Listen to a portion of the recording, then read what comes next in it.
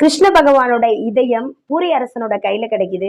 இதை வைக்கிறதுக்கு பாதுகாப்பானதாக ஒரு கோயிலும் அழகான ஒரு கிருஷ்ணரோட சிலையும் செய்யணும்னு பூரி அரசர் ஆசைப்படுறாரு. ஆசாரியை கூப்பிட்டு சிலை செய்ய சொல்றாங்க.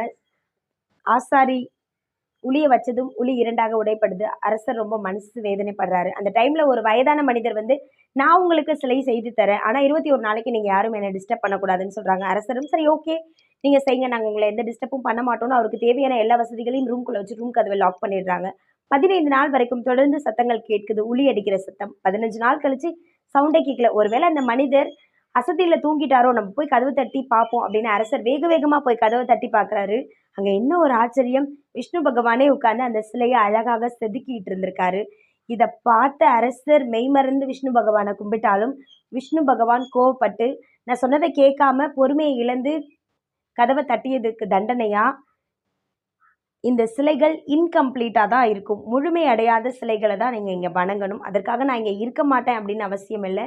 நான் இங்கே தான் அருள் பாலிப்பேன். ஆனா இந்த கோயிலுக்கு வர அத்தனை பேரும் பொறுமை அப்படின்ற ஒரு விஷயம் எவ்வளவு முக்கியம் அப்படின்ற ஒரு விஷயத்த கற்றுக்கணும் அப்படின்ற காரணத்துக்காக தான் நான் இன்கம்ப்ளீட்டடாக இந்த கோயிலில் இருக்கேன் அப்படின்ற மாதிரி விஷ்ணு பகவான் சொல்லிட்டு போயிடுறாங்க. அதே கோயிலில் மூலவர் சிலையாக இருக்கிற கிருஷ்ண பகவானுக்கு பக்கத்திலேயே அவரோட அண்ணனான பலராமனும் அவரோட தங்கச்சியான சுபத்ரையும் இருக்காங்க. 12 வருஷங்களுக்கு ஒரு முறை தங்க துடைப்பம் கொண்டு தான் அந்த கோயிலை அவ்வளவு ஒரு அழகாக கூட்டுவாங்களாம். ஆசையாக இருக்குல்ல? பூரியில் இருக்கிற ஜெகநாதர் கோயிலுக்கு போகணும் அப்படின்னு சொல்லிட்டு. ஏன்னா அவரோட இதயமே அங்கே பாதுகாக்கப்பட்டு இருக்காமே. அவரோட இதயம் அங்கே பாதுகாக்கப்பட்டு இருக்கிற இதன் காரணமாகத்தான் அந்த கோயிலோட கோபுரங்கள் மேலே எந்த பறவைகளும் உட்கார்றது இல்லையா. கிருஷ்ண பகவானோட இதயம் அப்படின்னு சொன்னால் அது எவ்வளவு ஒரு வைப்ரேஷன் மிக்கதாக இருக்கும்.